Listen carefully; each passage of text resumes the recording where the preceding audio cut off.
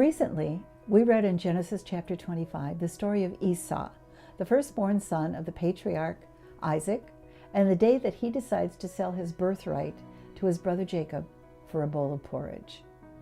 Countless books, articles, papers, discussions have happened throughout the ages, people trying to decide, what does this story really mean? What does it tell us about Esau? What does it tell us about the relationship between the brothers?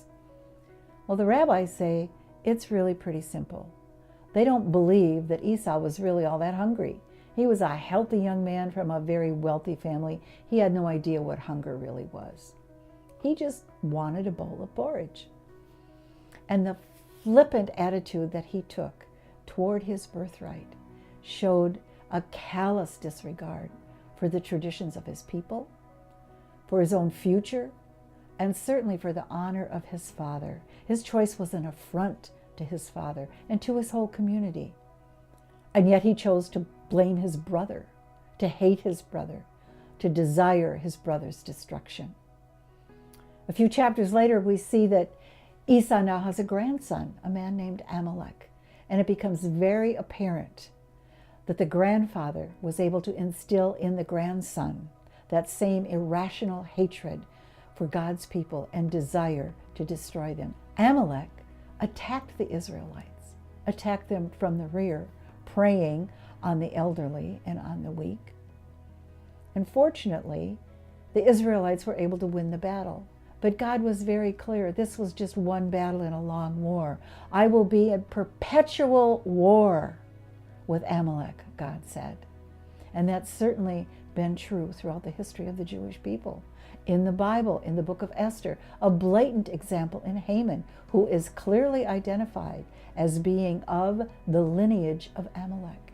That same irrational hatred of God's people, that same desire to destroy them. Over and over and over again throughout history, the Jewish people have encountered that hatred. The Holocaust, of course, being the most heinous and hideous example in recent history. And today, the state of Israel faces that same threat of annihilation on a constant basis from neighbors all around. Now, if we had a room full of rabbis and we asked them, who is the greatest enemy that Israel faces today? What do you think they would say?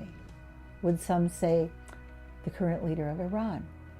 Would some say the leader of Hamas?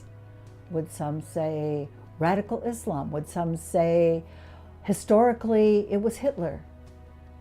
I think we would find that many of them would say the greatest enemy that Israel faces today is Amalek.